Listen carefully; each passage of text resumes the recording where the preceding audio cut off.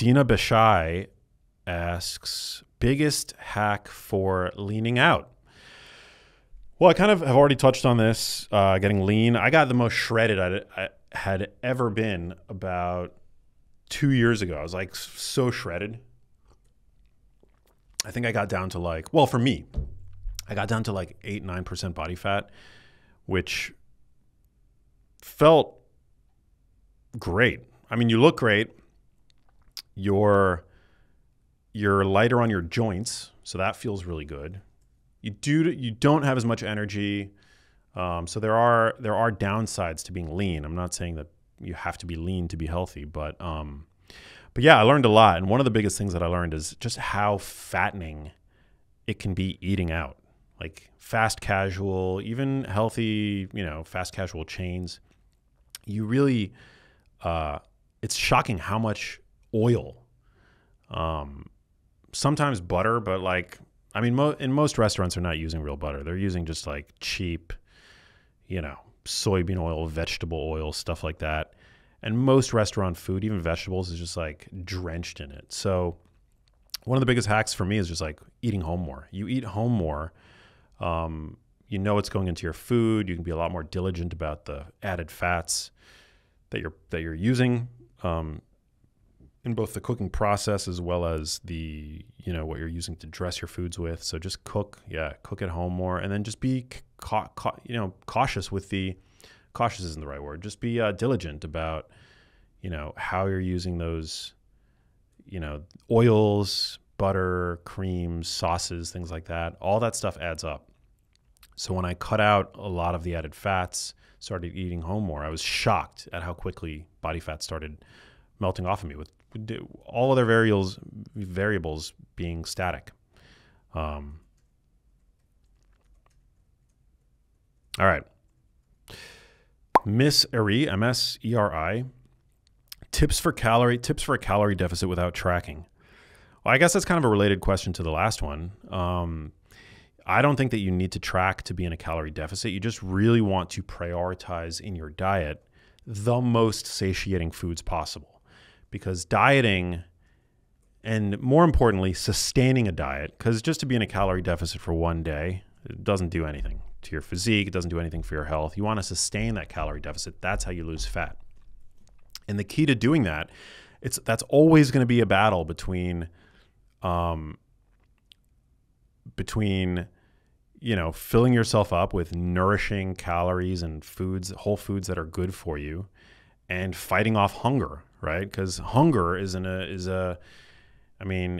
unfortunately, it's an important part of the process of fat loss. I mean, you are going to be hungry for, at least a portion of the day, as your body begins to realize that it's not getting enough calories to sustain itself. I mean, you sustain a calorie deficit for long enough, you'll die.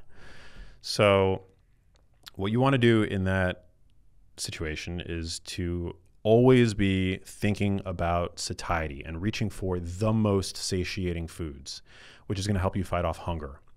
So those foods, as I've said many times on this podcast, are high protein foods. Protein is the most satiating macronutrient. So when dieting, you want to focus on sources of protein that are relatively lean, like Greek yogurt. You can go for low fat or fat-free Greek yogurt, very satiating.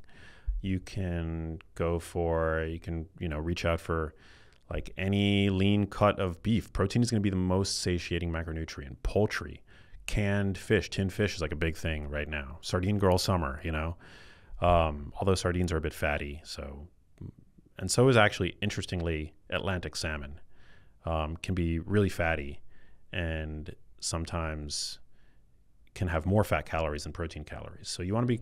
What tinned fish should we eat? Like albacore. Albacore tuna? Yeah, albacore's great. When I was in high school, I would like hoard cans of albacore tuna, and I would eat like 2 to 3 cans a day. God knows how much mercury I was ingesting. Giving serial killer. Yeah. No, like lean fish.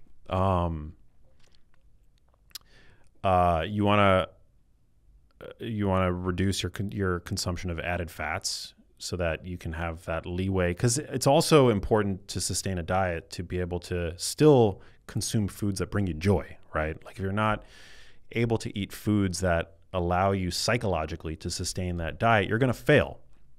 So it's nice to be able to buy fat-free Greek yogurt. Even though full-fat dairy is totally healthy and the fat in dairy is great, it gives you leeway to ingest those calories elsewhere. Like if you want to have a small bag of chips at the end of the day, or whatever your indulgence food happens to be, a scoop of ice cream.